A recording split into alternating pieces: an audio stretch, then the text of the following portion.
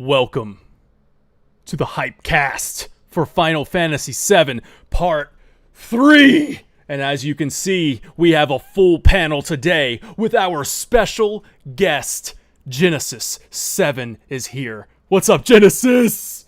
Yo, how's everyone doing? I'm not tired. No one feels sorry for me. I'm not tired. It is 2 a.m. in the morning, but I've had the... Just take this as my spirit energy, and my body is sleeping, all right? Just keep it on brand. Yeah, you're you're having a deep, a synaptic net dive right now. It's all in the mind. It's all in the mind. Yep, that's why the background is like it is. Yeah, that's right. Just floating on by. I love this. 2 a.m., but that's what hype does to a man. All right? It is. 2 a.m., you're still ready to bring the hype. Above me is the Excalibro. Yep. What up? Hey, man, Let's go, baby. Yeah, there it is. Sometimes words aren't the only way to show how you feel. It's just that's it. Over here, in the top left, we have the Dragoon King. Every time I do that, it's there's gonna be a hole in the top one. There one day will be, and my landlord's gonna be like, "What the hell is that?" And I'll be like, no deposit back. It's hype. It's hype. It's hype.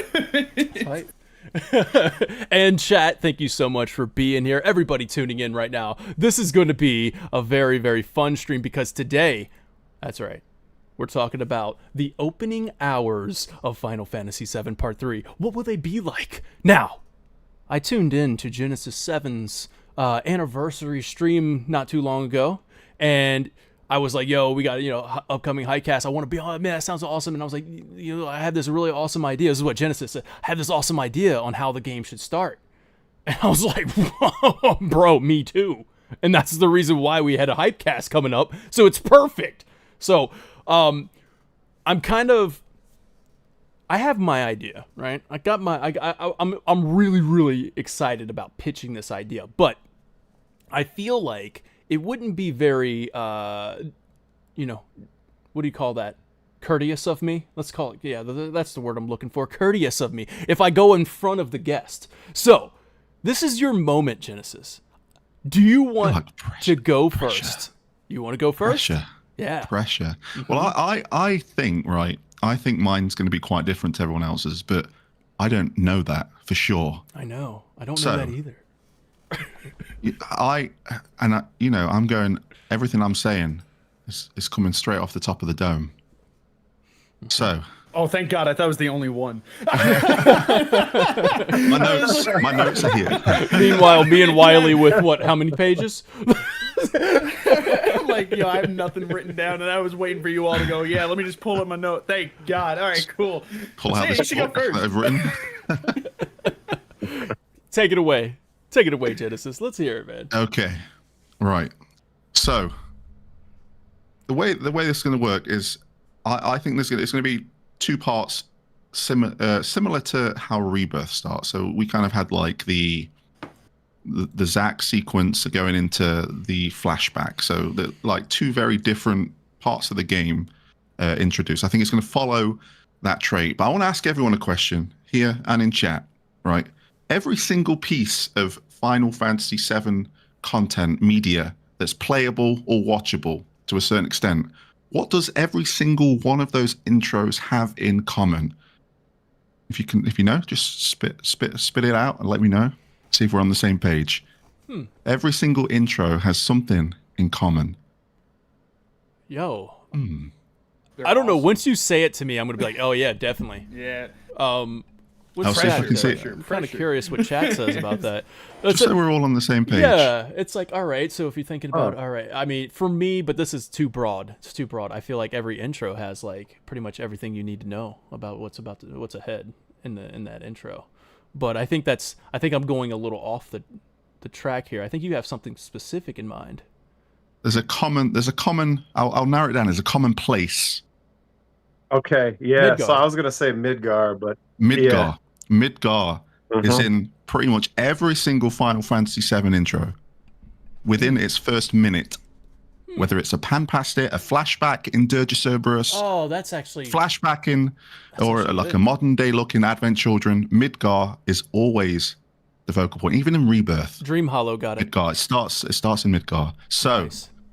Midgar has got to be the pan around Midgar is going to happen once again. Ooh. It's going to happen once again. But what is it going to be panning to? And this is something that I've been having an internal discussion with myself. And I do think it's going to be related to this dream world or whatever anyone wants to call it. And I've narrowed it down to 2 people. It's either going to be Zack Fair again, or it's going to be Aerith. And we're going to have like a controllable sequence to kind of get us in the mood of what's happening on this unknown journey that we don't know about. People that have played Final Fantasy VII for eternity. Like, it's going to set the scene. I don't know what that's going to consist of, but it's going to happen in Midgar, and it's going to be one of those 2 characters. You make Zach, such an awesome point about Midgar. That is... It's such a vital point to Final Fantasy VII, and I think, even though we're going back there later in the game, I still think it's very fitting to have a pan or a start on, like, a vocal point on that, and then explaining a little bit or teasing a bit of this dream reality or whatever it may be. So we're going to leave that to the side, because if I start talking about what could be happening in that, we're going to be here for a very, very long time. Now, this is where thing... Sorry. Go. No, I was just saying, what you just said was interesting, that they all do start in Midgar, but that would make the final part here, if it doesn't start, it would really drive home that feeling of like, wow, it's the end, because that's where we're going to, because we're not there yet. So when you said that, I'm like, I totally see what you're saying, but then if they don't do that, now I'm like, you whoa. you just made me realize, oh, every journey, whether it's Crisis Core, Dirge, even that anime children has a even before Crisis is Midgar. So if this one doesn't do that, you just opened my eyes to a really interesting point, that this would be, but then again, it's going to end with us in a weird way, not end at Midgar, but it is going to end, or towards the end, bring us back there. So it will make the return really interesting. But continue with what you were saying. I just wanted to point that out. Okay, now we're back to modern day. And I think a lot of people are going to be thinking the same of what's going to be happening. We're going to be in the tiny Bronco. There's going to be a pan. Like, again, another thing that's a very in common, especially with this trilogy, is that when it's the modern day, starts off in a vehicle, whether it's on the train in Midgar in Remake, in that car thing, the buggy thing, in the flashback in Nibelheim, tiny Bronco. It's fitting like a pan. So they're all going to be in there. Cloud's going to be sitting in the back, just, whatever, being Cloud after this, because he's seeing things completely different to everyone else. And just remember, when I'm saying this is all coming off the top of my head. So there might be holes, and that's fine. That's what we can discuss about. But I'm pretty set in what I'm thinking here. So Cloud's going to be minding his own business, and you would assume that we're heading north. That's what they said at the end of the game of Rebirth. We're heading north. So we don't really. I know that you guys talked about the high wind in the last Hypecast, and just overall, and you've spoken about the map and what that could look like. But with things being all over the place, not all over the place, but different to the OG, we don't really know where like Rocket Town could be. We don't really know where like the Icicle Inn could be. So they could be slightly positioned differently. So we're going to be in the tiny Bronco, and we're going to have that like Cosmo Canyon, going into Cosmo Canyon scene where we can, control it after this little cuts. Okay. Yeah. And we're going to see Rocket Town off into the distance. And Barrett's going to be like, what's that, Rocket? And Sid, because we don't really know much about this Sid yet. And Sid's going to be like, ignore that. We don't need to know about that right now. We're on the same page. Because they want to leave that for late. They want to leave that for later. Rocket Town's got that whole arc, Sid's story. We'll leave, but they're going to say, hey, what's a rocket there for, or whatever. And then Cloud's going to be looking out the window. He's not even paying attention to what's going off, talking about a rocket on the other side. He's noticed something in the distance. Smoke.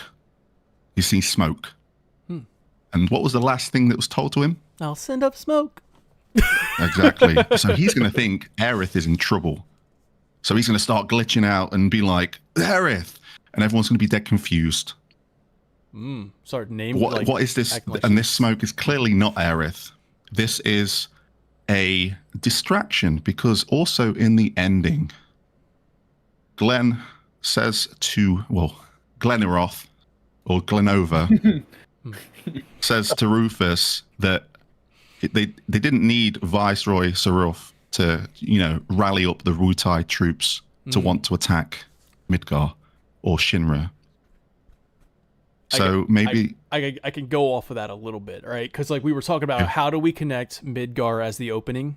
This is it, all out warfare. Like, so Midgar deploying their airships. This could also set up something that would be pretty exciting in aerial dogfighting, like where you have the planes taking off, the jets are taking off. It's all out warfare. They're opening up. They're sending out the troops. And that's Midgar at the beginning, showing that this world is in complete chaos. Like, it is chaos. Go ahead, Jin. You did the best. And then chaos.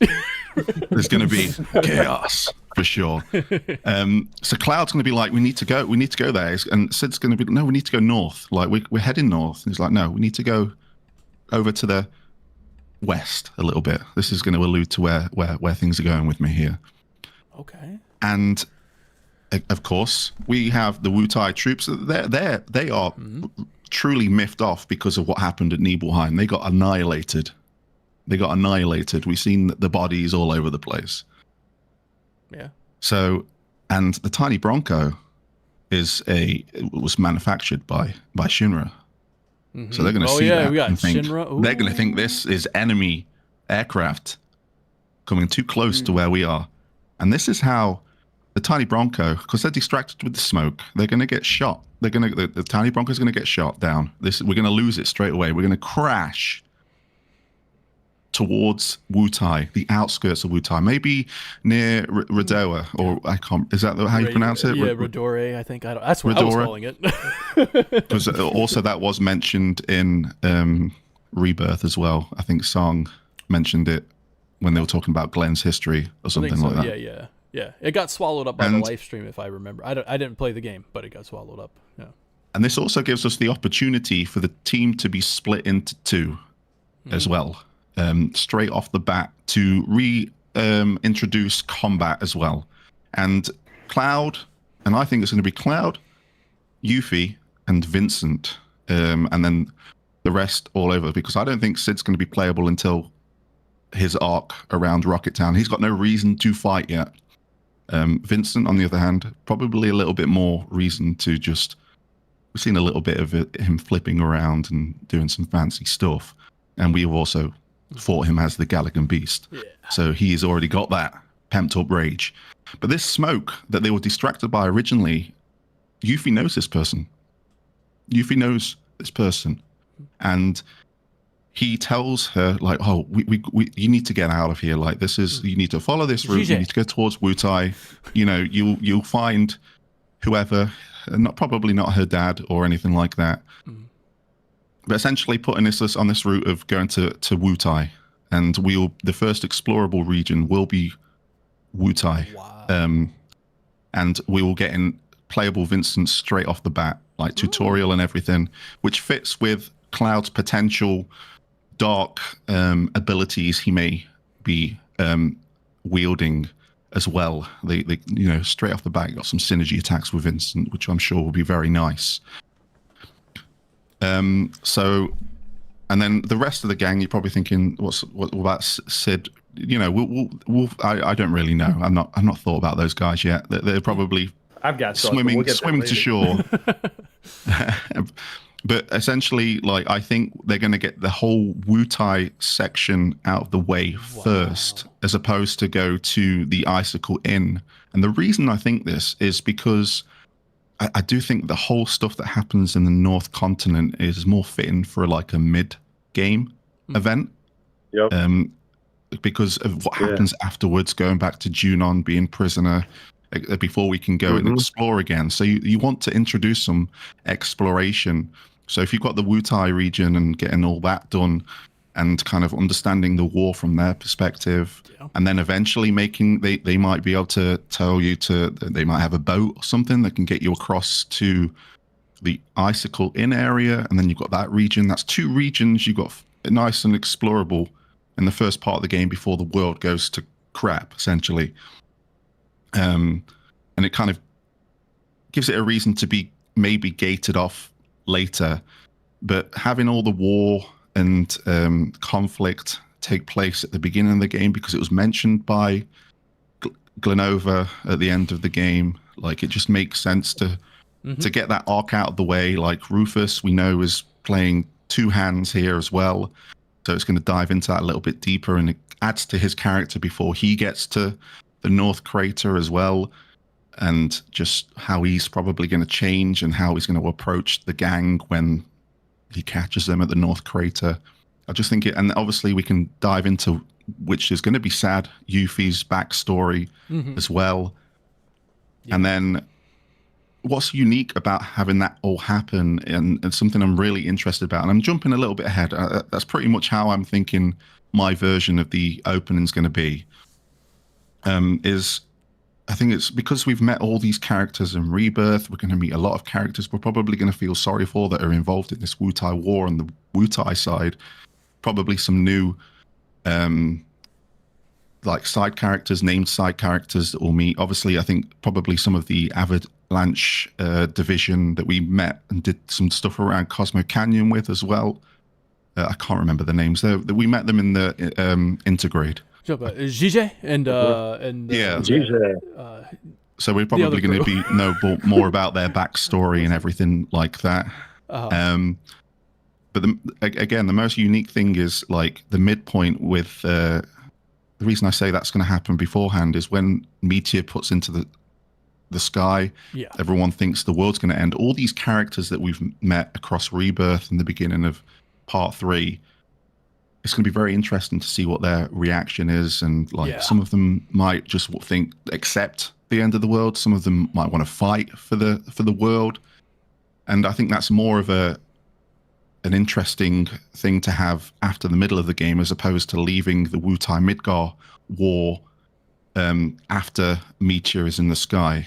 I know that the whole, hey, the world's ending, so, let's just go to war anyway kind of thing. I know that's an argument, and I've thought about that. But I just think it's more fitting to have that arc kind of like out of the way. It's a good then point. Go to the Icicle Inn, and then all of that.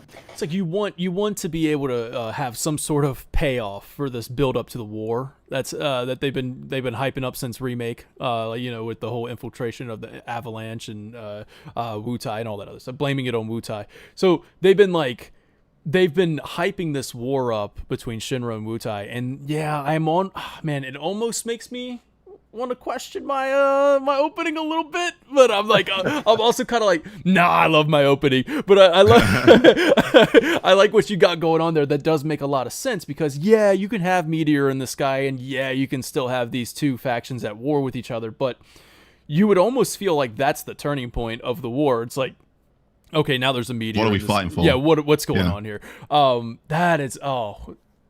That's a good point, man. I like I like how you backed it up with a lot of supporting, details there, with especially the Midgar opening thing. And if you have it opening with Midgar releasing their troops, and then you crash land, and your first place you go to is Wutai to get the other side of that. That is really cool. I am not gonna lie. I like your idea, bro. I like that. That is awesome. There might be a couple of holes there, and I don't mind. Over time, we'll get. We'll be able to fill them in with theories and stuff. But I do believe that. I mean, you could relate, like, I was thinking about, like, what about, like, Tifa getting out of Junon? Wouldn't that make sense to have Wutai be at war and attacking Junon, and that instead of the weapon destroying the thing where she gets out of the gas chamber? Will it be like Wutai gunfight? But I don't think Wutai has that kind of artillery. You can't replace the weapon, though. You can't replace Sapphire. No, not at all. That's like one of the most iconic. That's one of the best scenes in the game. Like with the OG. I think it's a good way to just. set the scene and kind of distract us from Sephiroth a little bit and get to know a couple of new characters, explore a couple of regions before the world goes to crap. Yeah. And, you know, also introduce gameplay styles. Splitting up the team is always a good thing. We're going to have 2 more extra characters. That's a lot to juggle around with. You want to have opportunities to be, as much as I don't like to be forced to use certain characters, I think it's important for the amount of characters we have to learn how these characters work. And I do, like, I've got my own Sid theory. I've always been on the boat of, like, I didn't think Rocket Time was going to be in Rebirth. I like when I've always... Yeah, I like how you said that too. You were like, you were flying by it, and you said Sid would be like, we're not going there, because that falls perfectly in line with what I think we've all been saying throughout. But I know I've definitely been thinking about it, where it's like, I don't think Sid wants to return home. Like, I think he's trying to actively avoid home. So yeah. So Sid is definitely a topic that we're going to be talking about on Hypecast. I love your opening, dude. Appreciate it. Yeah. I hope everyone else. I think it's because, yeah, I've seen a lot of people, and I'm not trying to jump the gun at what people are going to say, but a lot of people have been like Icicle Inn, they're like blizzards, and I like that. Like that is setting a scene, and that's really good. I just wanted to be a little bit different, but at the same time, like that is definitely like to look, subverting the expectation for sure. Yeah, I'm not. I love theories, but I'm always like looking at how the game, like the actual gameplay, and how it reintroducing it. You know, there's going to be people that are going to be jumping into this without playing the first 2 games, believe it or not. Yeah. So you've got to have those tutorial sections. You've got to drip feeds for the first couple of chapters, unfortunately, as well. And we need refreshing as well. It's been a long time. I like it. So I'm really fired up. I want to share my idea, but I know you guys got some ideas as well. Excalibur, Dragoon King, you ready to take the floor? Wiley, you want to go ahead? I'm throwing you Man, in. I don't know, because part of mine is eerily similar to what Jen said. Really? So, like a couple things. Oh, now I'm interested. That is crazy. Yeah, so like go for it. It's the same thing, like trying to subvert expectations, right? So, I mean, I can go next, or go I can for go it. Yeah, because it's going to be kind of like, I want to hear you. Slightly supporting. Right. Yeah, so go for it. Yeah. Take it away. Okay. So where does the story begin in part 3? So we open in Midgar, zooming in, high in the Shinra building with Reeve monitoring the party through Kate Sith, right? Oh, nice. Yeah, so then we cut to the party. The party is still reeling emotionally from Aerith's loss at the end of Rebirth. So Sid, being the stand-up guy he is, invites the party, you guys ready for this? Back to Rocket Town. He recognizes the party's need for hospitality. They need a place to lay low and plan their next move. So Rocket Town is more than just a small pit stop from the original game.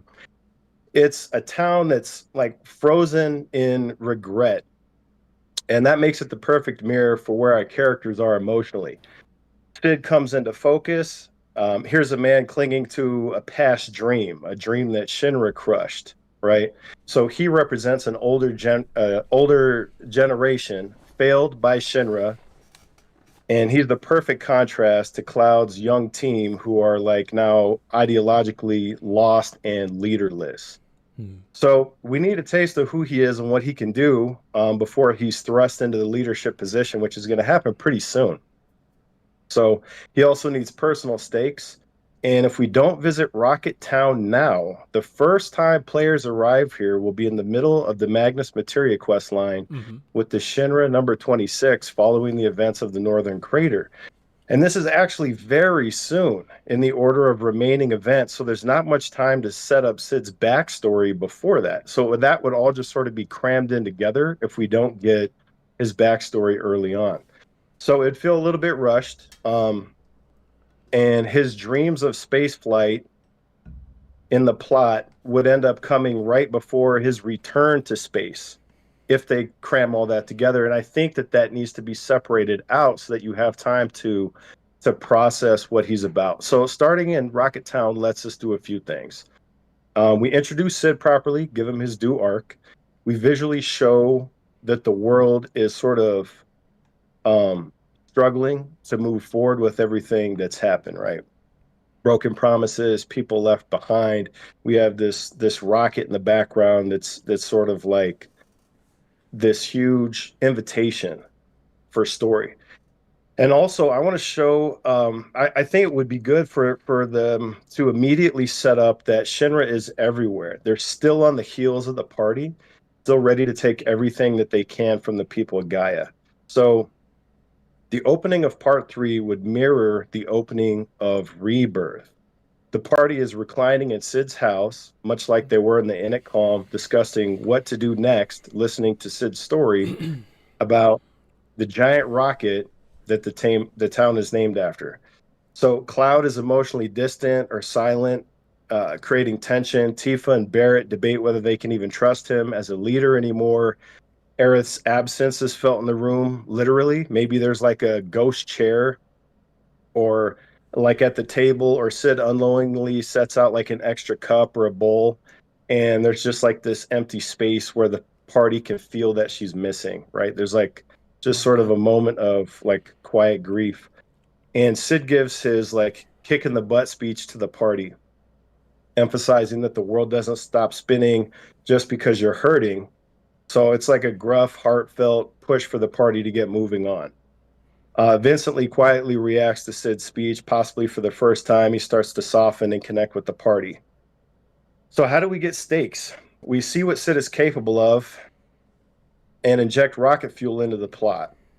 With Shinra's presence in Rocket, yeah. So with Shinra's presence in Rocket Town and Palmer's attempt to steal the tiny Bronco out from under the team. So in the OG, President Rufus wants the tiny Bronco to fly across the ocean to reach Sephiroth. This never really made a lot of sense to me, as Shinra has like the Galnicas, helicopters, they have the high wind, right? So it was always kind of silly. So in Part 3, Shinra is here hunting for the party. Rufus is probably not even present this time around, but Palmer will be, because Palmer has a vendetta. So it's also possible that Shinra is here to like maybe repurpose Rocket Town as a forward scouting base. This time they're not looking for Sephiroth, but for remnants of weapons or Magnus material locations, setting up some early foreshadowing. So instead of the tiny Bronco being parked in Sid's backyard, it's probably parked on a nearby airstrip. Shinra troops are deployed into Rocket Town, much as they were in Calm at the beginning of Rebirth, but the party's not sneaking around this time. We're getting Sid's combat tutorial in his fury to protect his hometown. So he fights his way through the grunts toward Palmer's entourage on the airstrip. So I predict Palmer will appear in a spider mech of some kind, mirroring the form and function of the Scorpion Sentinel and the Materia Keeper from Rebirth and Remake. Mm-hmm. Because it's Palmer in a spider mech, there'll be slapstick moments combined with dangerous mechanics. So maybe the mech malfunctions in cartoonish ways, right? There's oil slick. Rockets firing backwards. Just don't. I'm trying to enjoy this right now. Okay, I'm trying to. This is a hypecast. It's okay, Dan. It's okay. So the moment that we're all waiting for happens next, right? Palmer gets hit by a truck. And I like to think that Barrett or Tifa is going to be driving the truck, but it might be funniest if it's like, imagine if it's like Vincent with Kate sitting in his lap, right? And so if it's Barrett, I imagine a comedic one-liner like, sorry to crash the party. And if it's Vincent, something laconic that demonstrates his lack of ability to use tech, like, oops. Something really simple. Jesus. Nice Kate He's sit. got the screenplay. I love it. Yeah, exactly. So then the team scrambles aboard the tiny Bronco, makes their escape, and as they fly west over open water, Shinra troops fire at the tiny Bronco. Maybe you play this part, Sid evades expertly, getting the aircraft clear, and the party celebrates when suddenly gunfire erupts from the other direction, coming from Wutai. Oh, snap. Tiny Bronco is hit. It's a battlefield. Yes. So this mirrors the OG with a twist. It's shot down again, and drifting high over the ocean, the smoking aircraft is forced to crash land in Wutai. The Bronco goes down in a dramatic cutscene. Fire, smoke, crashing through trees, right? The party is confronted by soldiers, taken prisoner as Yuffie is escorted away separately. So Yuffie's betrayal in this case is not voluntary. Maybe her father, Godo, or another figure activates a failsafe tied to her citizenship or something and like forcibly separates her from the party, demanding that she cooperates. So the Wutai soldiers aren't villains, they're survivors. This flips the expectations, opens up a moral gray zone. Wutai is desperate, and they view the party as dangerous, potentially even as Shinra assets, not allied with Shinra, but closely tied to them nonetheless. And suspicion is at an all-time high. And as Jen said, the tiny Bronco is Shinra property, right? Or was at one point. Mm-hmm. So the Wutai War is another plot piece that should be set up early on for a big payoff later in the story. Putting these two sequences right up front provides the biggest opportunity for build-up for both of them. Mm. It also positions the Northern Crater event to happen at almost exactly the center of the story, providing a great midpoint climax that leaves the party reeling for the second half of the game, which positions the famous life stream sequence to fit very neatly into the Dark Night of the Soul and apotheosis moments that typically come to 3/4 mark of stories, setting up Cloud's return for the grand finale. So that's the opening I see. Wow. Kind of in a nutshell. I don't want to get into too much more. I just wanted to do like a brief run through, but I'm thinking you start with Rocket Town, you set Sid up, you set Wutai up, and then from there, like it gets wild. All these things are in position early enough that now these elements can be injected to any other plot points you want as you move forward. So like Jen was saying, in Junon, you could have Wutai interfere. There's so many different things that can now happen if you get these plot beats out of the way and in place early on. So that's my thought. Damn, I love how a lot of what you said, like you prefaced it with, is kind of in line a little bit with what like the basically the idea that we need to have payoff for this Wutai Shinra war, and we need to introduce these new characters. Those are two key elements that you both shared, and it's like, oh well, if two minds are thinking it, like it's starting to become kind of like, okay, all right, maybe this is something that, you know, like you're onto something here. I liked it, man. I love how you had a screenplay there. I love it. You really had it down, man. You're like, yo, and then like Vincent comes in with like, oops. That's great, dude. I love that one. So, all right, Dragoon King, you're up. Okay, if you want to. So yeah. No, I mean, listen. Mine's not nearly as fleshed out or in depth. If anything, I think I'm. It's funny, Jenny, before you were saying like, oh, people are saying this and that. I think I'm probably gonna lean more towards being the voice of the consensus of people online here. But you know what? Only so many people can subvert expectations. Somebody's got to be the everyday man. But no, I think genuinely, we're going to start off with Aerith. I think that. I think we are going to start with her. I like this idea of incorporating Midgar. And I've been thinking about when we go to Icicle Inn, for example, we learn a lot of exposition about Aerith as a character. So I don't know if there's a way that we could tie in the intro of the game's like cinematics with Aerith, or like the playable cutscenes that we might get similar to the Zack one, and tie it into what we're learning about her when we're at Icicle Inn. Whether or not the party's already going to be there or not, or if we're going to see them on the way there. And I know, again, people have mentioned Blizzard, or they've mentioned a number of things. But either way, I still think we're going to Icicle Inn first. And I would almost... How do I put this? I would be very surprised if we don't, but hey, I'm willing to like see all the subversions of expectations. Let them blow me away, man. Like I want to see something cool. But I think that we're going to go there. And also, Icicle Inn and Rocket Town on the original map are not too far away from one another. So this is where I do line up with Wiley a bit. I think we are going to Rocket Town very early in the game. But we're going to go to Icicle Inn first.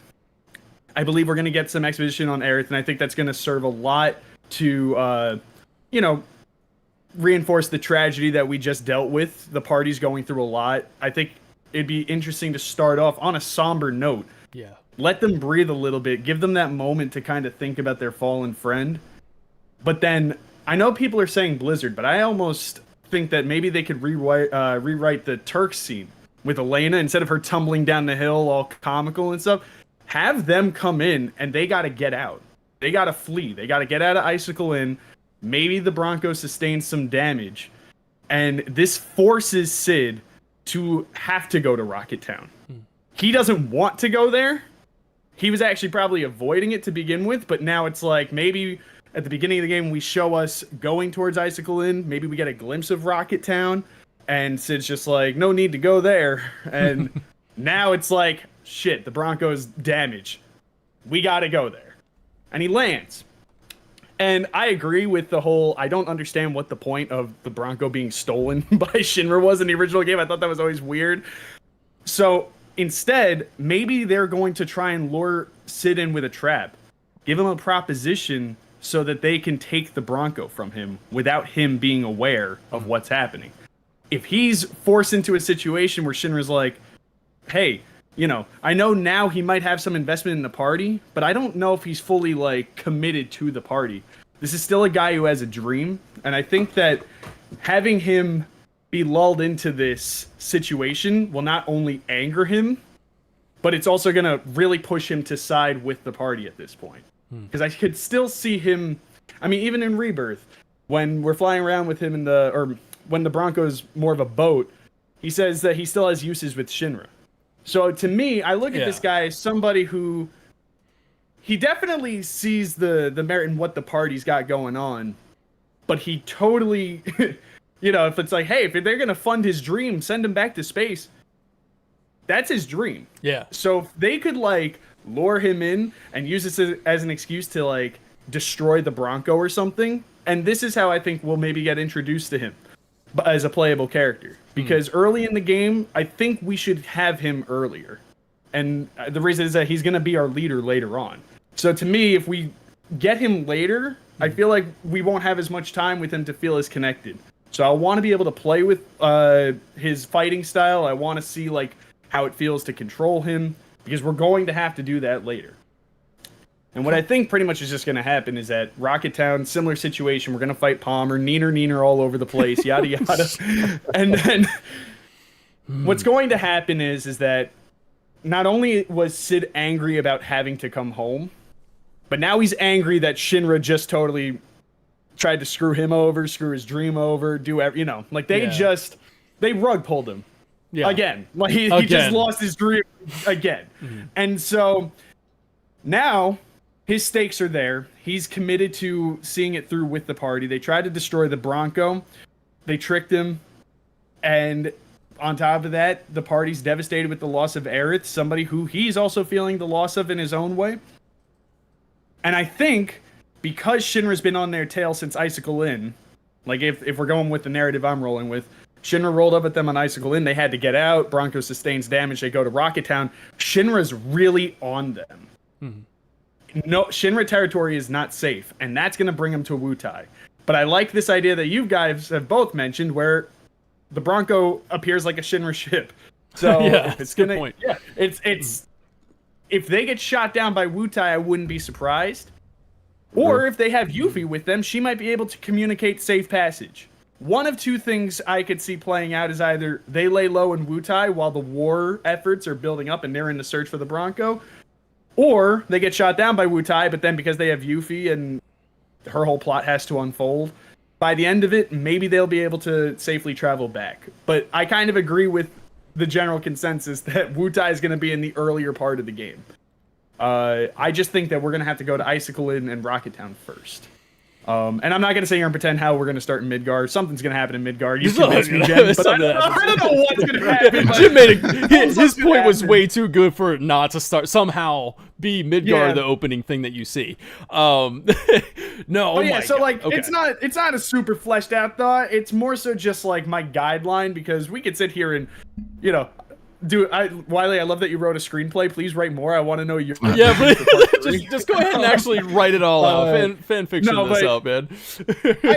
I think that's what we're looking at for the first like 3 or 4 chapters. Is it's going to be more linear, and it's going to have us basically on the run, trying to just get away, introduce us to Sid, establish his roll in the party. Mm-hmm. Maybe they'll do the same with Vincent, but I feel like since Vincent and Sid are the two last playable characters, you should probably hold on to one of them to get a little later, like in the story, you know, like give us like how we got Red at the start, and then we got get your characters Yuffie and Kate Sith later.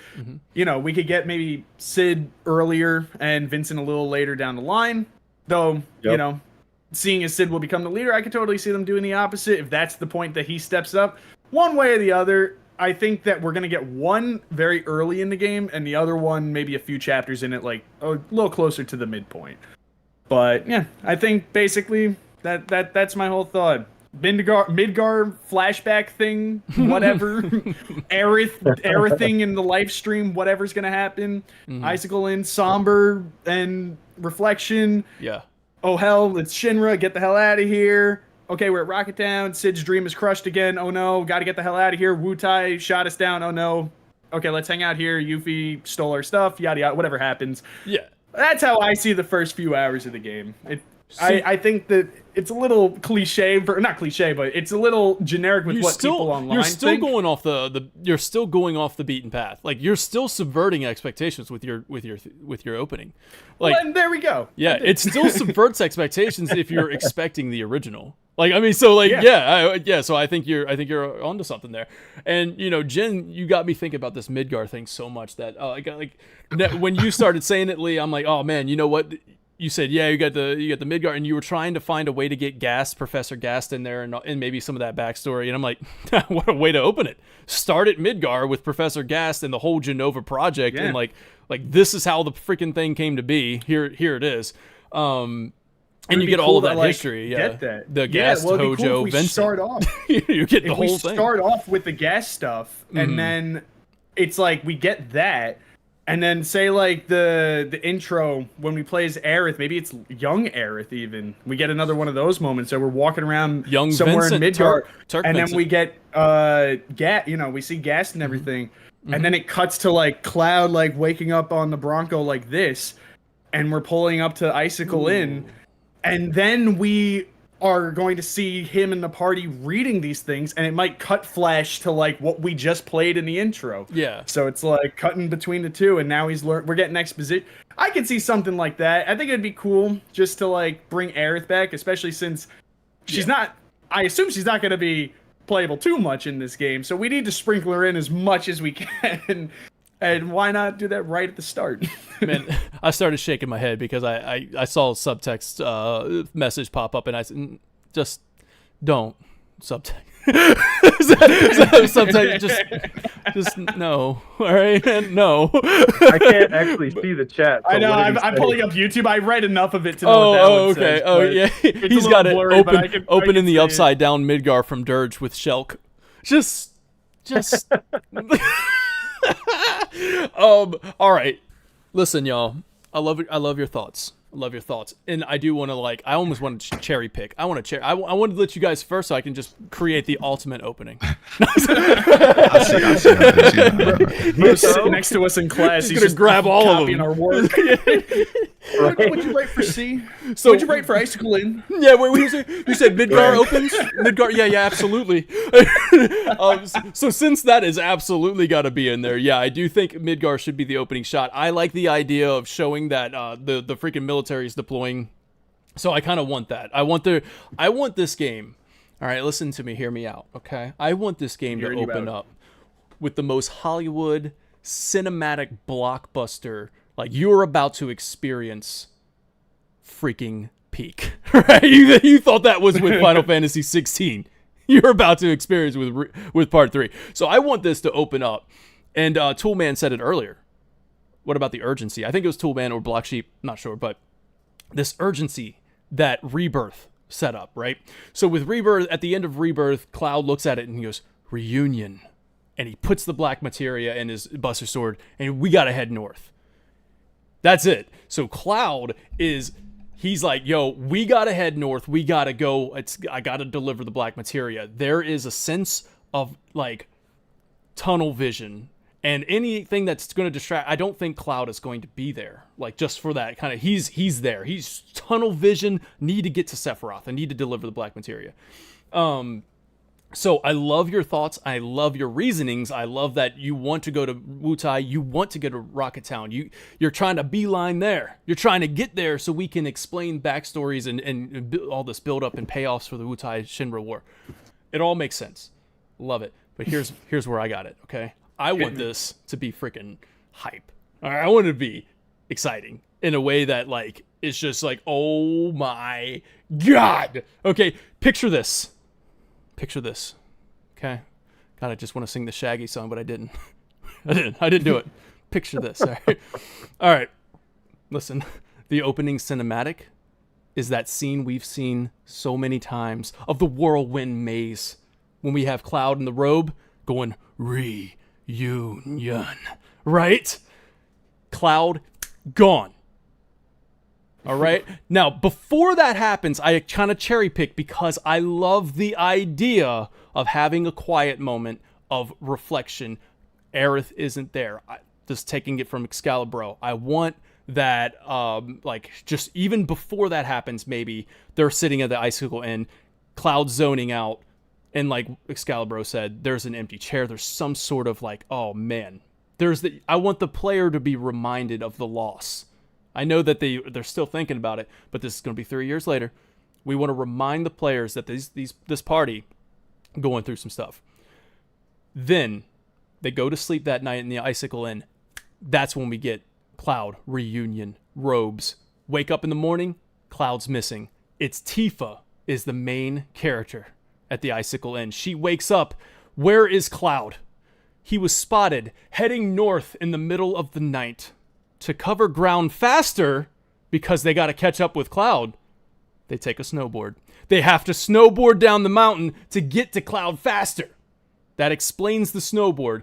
Unfortunately, you won't be snowboarding as Cloud, but you'll be snowboarding as Tifa. She is the main character right now.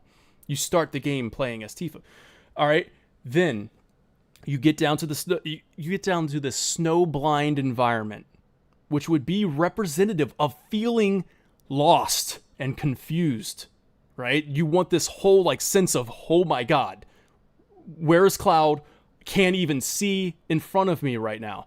And then you even get some silhouette where you're chasing Cloud. You're following the roadman. It's Cloud, but you're following him, right? You're following this figure in the snowblind environment, and you're trailing behind him, feeling helplessness as they try to catch up with Cloud. Right, this removes the control from the player. You're not even playing as Cloud right now. You're removing control of Cloud because Cloud doesn't have control. So Rebirth already toyed around with this concept of removing you from Cloud and making you play as Aerith or in the Temple of the Ancients, like watching Cloud approach the Black Materia altar, things like that. So we're removing you from Cloud. All right, and then we get inside of Gaia's Cliff, and maybe we see more, like Cloud is a little bit closer. He's the robed Cloud. We finally catch up with him in the Whirlwind Maze. And then, of course, this is when Cloud's going to go reunion. So, we'll get there. And then you battle against, in the original game, it was called Schizo. All right, schizophrenia, which reflects Cloud's erratic mental state. Perhaps this is the boss battle that stands between you and Cloud and just ignores Cloud because Cloud is one of them. You know what I mean? Cloud is one of them. The monster doesn't even bother with Cloud. So you have to fight this guy. And then, or it could be completely replaced because I know that there's some, it might be a little, controversial with this character, or they rename it or whatever, or replaced with Genova Death because Genova Death's coming up. And that would also be a great way to say Cloud's one of them now. Genova Death doesn't even bother with Cloud. All right, I want that to be a thing where they just let Cloud go by. It's almost protecting him in a way. If almost it's letting him go by. He needs to get to the reunion. Yeah. Yes, exactly. Letting him go. After this battle with Genova Death, regardless, you get there. Cloud is going to snap out of it. In some way, the black material, he loses possession of it in some crazy way. And in the original game, you had to give it to one of your party members for safekeeping. In this case, maybe it's just Tifa, because it makes sense in a way. In the original game, I think it was either Barrett or Red 13, but maybe it's just Tifa because you're the main character right now as Tifa. Doesn't matter. He agrees to let someone else hold it. You're still not playing as Cloud. Still not going to play as Cloud. And lots of story happens there. We all know the original game. A lot of story happens when we finally see Sephiroth encased in that crystal. You give it to him, black materia, boom.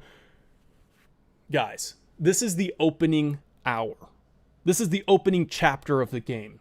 All right, we had Rebirth open up with the Nibelheim incident, which talk about one of the most iconic scenes to get you freaking hype. It also sets you up for everything that you need to know about this game. All right, you know everything you need about the story happens right there. And then we get into part 3. Everything you need to know about what's going to happen in part 3, right there in that opening hour. The Shinra Wutai War, the Cloud's mental state, lost control. Sephiroth has been reawakened. And now he has summoned Meteor. And the planet has summoned the weapons. You end chapter 1 with the weapons emerging from the planet and Meteor in the sky, and you've got freaking all this stuff happening. Cloud falls in the light, everything's just the live stream explodes. They got to take the freaking tiny Bronco out of there, right? Or whatever, the Shinra takes him out, whatever. Because remember, they get captured by Shinra. And then that's the opening. And then you go over to Junon, and you have to do the Junon escape. You have to escape prison, Junon, etc. I'm going into chapter 2. So chapter 2, escaping Junon, the Junon prison, the freaking weapon attacking. The first time you get to see that. Holy crap. This game is already off to such a freaking blockbuster start. Just right there. Now, once that's over with, I just want you to keep in mind, you haven't even played as Cloud in the beginning of this game. I want the player to not have any control over Cloud for the first opening hours of this game. All right. So. That's wild, bro. That's wild. Yeah, that's a crazy. Thank you. That's a crazy narrative, bro. And what's awesome, like what I think is awesome. What I think is awesome about this is that the OG does this. I mean, of course, you have control over Cloud in the Northern Crater and all that other stuff, but to really emphasize how gone he is, you take the control away from Cloud, and then you spend. I'm even predicting. I think that's up to, if my estimations are correct, it's probably the first 5 chapters without Cloud. Now, you might be like, okay, you're trying to take Cloud out of my Final Fantasy. But see, like Final Fantasy VII did that. They took Cloud away from the player for quite some time as you had to go do the huge materia missions. I'm just taking them away from the very beginning of the game. And then you get to Mideel. And we talked about this last week where the world opens up for you, maybe. All right, we can kind of explore, but we also talked about a no-fly zone because it's the restricted airspace. We got a war going on. You can't go to Wutai. Can't go to this place. Cid doesn't want to go to Rocket Town, so it is very gated. All right, we just need to find Cloud. We find him in Mideel. Tifa stays behind with Cloud. Guess who's the main character now? A brand new character, Cid. You get to play as Cid. Now you get to play as a brand new character, so does that make up for the loss of Cloud? Maybe, because you've never played as this character anyway. You wanted to bring him into the party. So you get Cid. And they're both blonde. I mean, yeah. Okay, well, one's got white hair. He's 30. Remember. He's 30. Yeah, he's old. I forgot he's a fossil. Yeah, he's an old man. Hey, But you get Cid. You can't even tell. You can't even Same tell. So You can't even tell that he gets senior discounts. But anyway, so no Cloud, but AARP. no Cloud in the first opening hours, but you get Tifa as your main character. Everybody loves that. Then you get Sid as your main character. Oh man, that's a brand new character. Love that. Then you get Vincent, probably part of your in your party, so that's a brand new character as well. So you get Sid and Vincent, two brand new characters right off the bat. Suddenly, maybe you're not missing Cloud so much, but you're still missing your boy. You still the loss of Cloud from your party isn't as drastic because you're like, I got two brand new characters to play with, and then you have this sense of urgency still a sense of urgency because now you got the weapons flying around the sky. You've got freaking Shinra and Wutai at war. There's a meteor in the sky. Chaos right now. The world, Chaos. It's the world of chaos. Yes. And then, so, you have to go to do those two missions for the huge materia, right? And then you get back control of Cloud. And guess what? If what I'm thinking is correct, I would think that reward of getting Cloud back in your party and not only just being able to play as Cloud again, but also the story implications of like, I've restored Cloud. Cloud is back to his normal, like his true self. And now I am allowed to be Cloud again. Like I have the honor of being Cloud now. Finally. And we went through the live stream sequence. It's beautiful. And it puts you back on the sticks controlling Cloud for the first time in what might be 5 to 7 hours of the first game. Maybe we're getting in there, 5 chapters of this game, and we finally get Cloud back. I don't know, guys. Yo. I kind of like that. Okay. Yeah. I can see that happening. That's the glorious thing about this all. I can see all of these happening. Yeah, right. Yeah. that'd be crazy. I mean, what I like about your narrative here, Dan, is that it kind of plays with the idea of confusion and loss that Rebirth really threw at us at the end of the game. We were super confused about what happened with Aerith, and we're supposed to feel that loss. So what do? You're confusing us by taking away our main character, and we're at a loss. We don't have him. So like I don't know. Like, man, I like your idea. You've sold me because I thought it was kind of crazy at first. Yeah, you sold me by the end. Just that I'm not sense of gonna like lie, bro. of following Cloud through the snowblind environment, and like you're shivering, No, you're I can cold, see you're that. freaking. Everything is just there's like this sense of anxiety, like this sense of just urgency, anxiety, and just confusion right at the beginning. And I'm only mimicking the like. If anything, mine is probably the safest. Except for me saying no Cloud, people might get a little. Yeah. Mine's the safest, except you don't have Cloud for like 8 hours.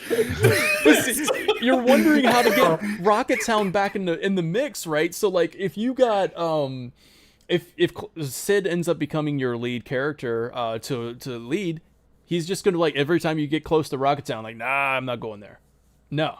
Like he's telling you we're not flying there, so he's the restricted airspace. But then he's the restricted. Nah, we're not going there. No need to go there. But then eventually, when you get to Rocket Town, and I think one of the concerns you guys had was maybe like, how do we explain Sid's backstory? Well, he's the main character, so I feel like there could be some, or he's the party leader. There could be. I was about to say he's the main character. Don't come at me, hours. man! Like, don't come at me. I know I said no Cloud. But like, I just rewrote all of part 3. No, continue. Sorry. he's the party leader, so you get to spend a lot of time with Sid, and there's probably going to be some quieter moments. I hope that they would be able to kind of talk a little bit about his backstory and kind of fill the player in on what's going on there.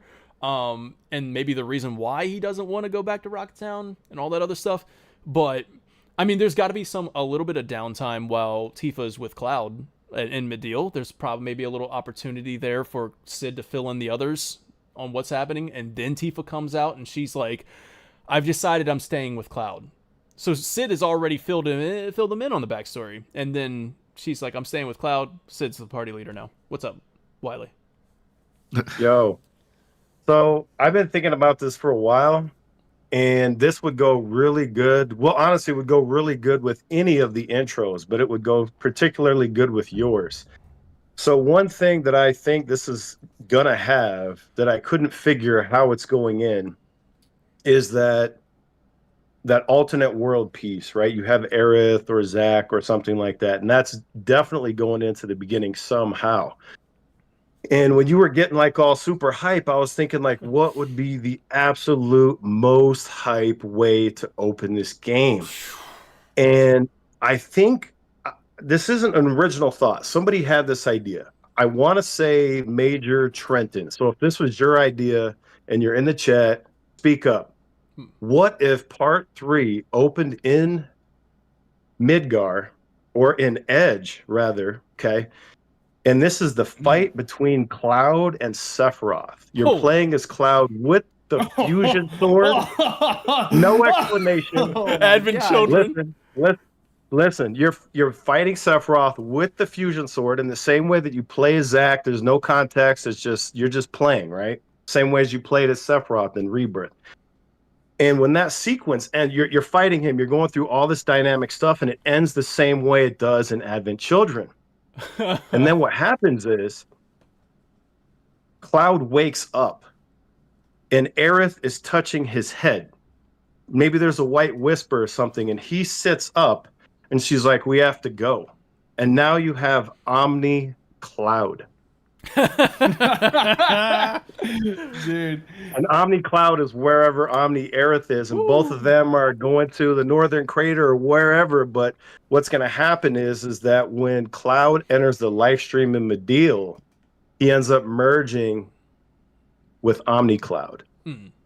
Like to become the true And self. so then you get to play as Cloud in the opening, and then you have this famine where you don't play as Cloud for 46 hours or whatever your thing was. That's like that the classic video game thing of give them all of the powers and then take all of the power, like the Metroid, like Yeah. give them the best suit possible and then just take everything away from them. So you get the freaking exactly. Advent Children Cloud for a while, fusion sword Omni/Cloud. Dude. All right. I mean that's wild. That's wild. Dude, there's so many ways. Because like now you're saying like imagine these the almost like the Zack interludes, but for this game, I'm thinking you could have Aerith be the character that we play as, and if you're playing off Dan's idea, have her moments following Cloud around as he's off doing his own thing, and we're like seeing. Like, like if we're doing like the interlude moments, so like we're playing Tifa for a while, but then we get a snippet of Cloud wandering towards the crater, and we're playing as Aerith or Zack or whoever, and we're just like trying to like get through to the guy, and he's just out of it. That would be interesting. Like you could just like seeing the Cloud perspective of his solo journey, but he's mentally decaying and he's just talking to Aerith. And maybe she's trying to pull him back, and it's just not, it's not working. And this would be a really cool build-up to the live stream sequence with Tifa and Cloud in Medill. Because if we've played with her and she's trying to piece away at these things, trying to help him, this could perhaps help Tifa later on. In that scene, I don't know, man. There's a number. All this conversation's got me one word, and it's very hyped. I mean, now I'm like, that was the objective, baby. That's the objective, Chad. I hope you are also hype for Final Fantasy VII Part 3. Now, I made a promise that these are going to be 1 hour episodes. We went a little overtime, but that's okay. I feel like we've gotten a good, like we got our thoughts out there. We have a really, between the four of us, I think we have some pretty cool ideas, some nuggets for the developers there, because they're watching. Genesis, I'm going to pitch it over to you. Actually, before we do closeouts, I was sent this anonymous video. Before I close out the show, I was sent this anonymous video, and I kind of want to play it. I want to make sure that you guys can hear it as well. because this is very interesting, very important about things that happened during the events of the Rebirth chapter by chapter analysis. So. On this episode. Oh, of course it's not working. Give me a second. Okay, 1 second, y'all.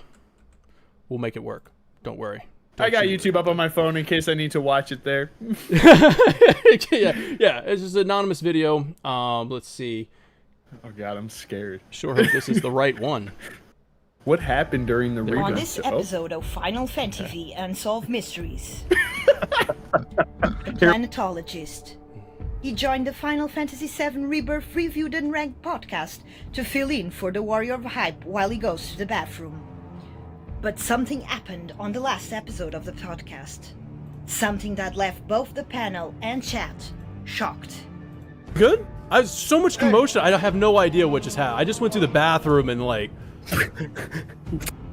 No one has seen or heard from the planetologist since then. So what really happened that day? And where is the planetologist? Stay tuned as we try to answer these and other questions and delve deeper into the disappearance of the planetologist on another episode of Final Fantasy Unsolved Mysteries.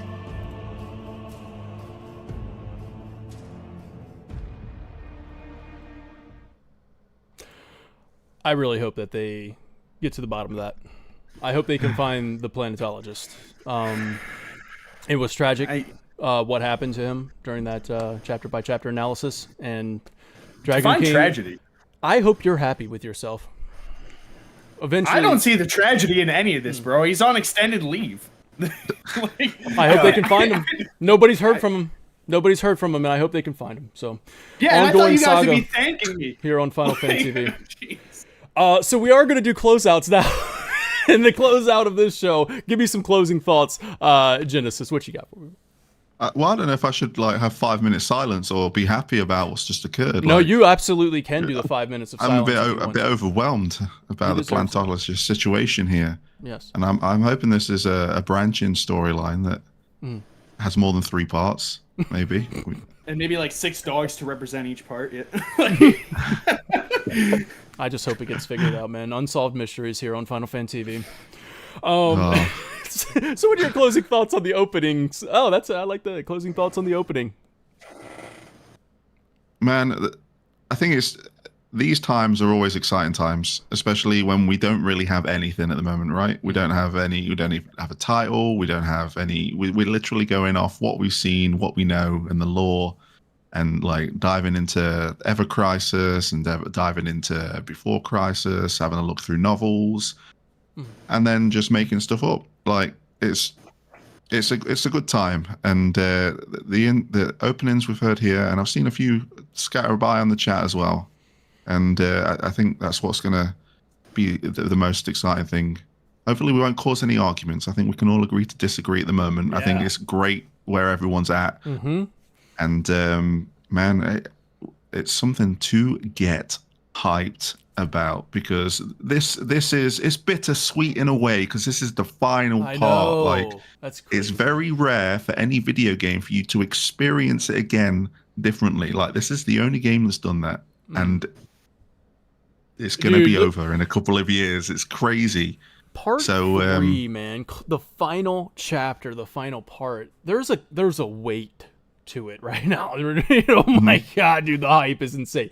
And like you said, we don't have any information, but that we're still doing Hypecast, and we're gonna run this thing all the way up until release. So we've got like 2 years of this, and we got plenty. Wait till they drop that first trailer. We're gonna just be 30 seconds. That's all we need. Oh, dude, yes. And then we'll have another year's worth of content just off of the trailer. But we have a whole document of topics ready for you guys. I appreciate the invite. I'm happy to be part of this. The stars aligned perfectly for this one. Yes. And if there's space for me again, just give me a shout. Yeah. You know, I'll stay up till the early hour of the morning for stuff like this. 3 a.m. for you right now. Anyone out there? Anyone out there in the UK in chat? Anyone? No. Didn't show think up so. for Genesis? Yeah. Dude, I gotta watch the VOD, man. I watch the VOD, Genesis. But I do appreciate it, dude. I appreciate you being on the show, man. It's always a blast to hang out with you, and I love the opening you had. Such great ideas. Icicle Bro. Thanks so much for being on the show, man. Yes, Closing sir. thoughts? Yeah, man, this is a lot of fun. It's always a good time to just sit and speculate into what is, for me, one of the most exciting games I've ever played. It's just, I don't know, man. There's so many things I could say, but honestly, it's just cool to hear everybody's thoughts. It's a special time where there's no right or wrong, and we just get to play, and I love that. So I appreciate you guys. Appreciate you, man. Dragoon King. Yeah, There's the hole. That hole is I heard the slap of that freaking spear, man. Dude.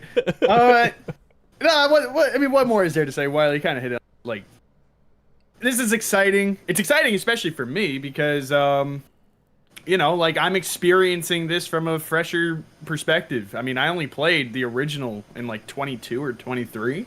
So this is just like interesting to be thrown into this whole community and seeing like what the hype's all about. And I'm just excited to see where this goes. And please stop looking for the planetologist. And on top of that, I'm just happy that to be here. And thanks, Dan.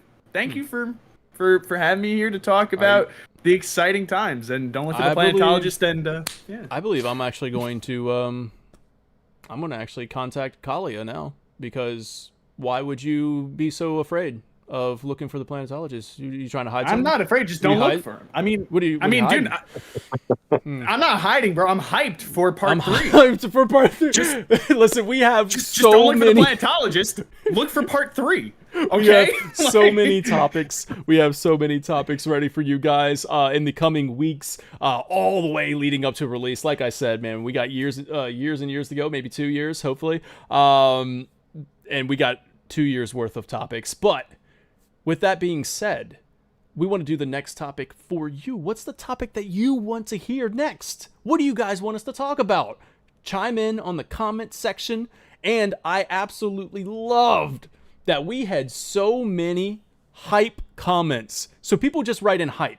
And that's what I request the viewers to go to the comment section. I love you, chat. Not in chat, but in the comments of the video. And just write hype. And the amount of exclamation marks you put behind that shows me how hype you are. Somebody tried to put in, I think it was Mr. Bigglesworth, tried to put in 9,999 exclamation marks. YouTube didn't allow it. But it was a lot of exclamation marks. but That's commitment. Just write hype. Just write hype in there and blow up the comments, because it is very interesting to notice that in the analytics, the higher the comment count, the increase in views. It's like the little bar goes up as the comments go up, because I think YouTube is pushing it out there for people to see when they say, oh, people comment on this. So just comment hype. If you have nothing else to say, just comment hype. If you have a topic you want to hear us to talk about, comment your topic. And I also love that you guys got us up to 100 likes on the last video, so keep that going too. Thank you so much for being a part of this one, for watching live. I see Tyler Hepner in the chat saying he's a little late, but guess what? Tyler Hepner confirmed to be on the a future Hypecast. Y'all get excited. I'm trying to get hype. I'll see y'all next time. Yeah. Thank you so much. Until then, take care now. Bye-bye then.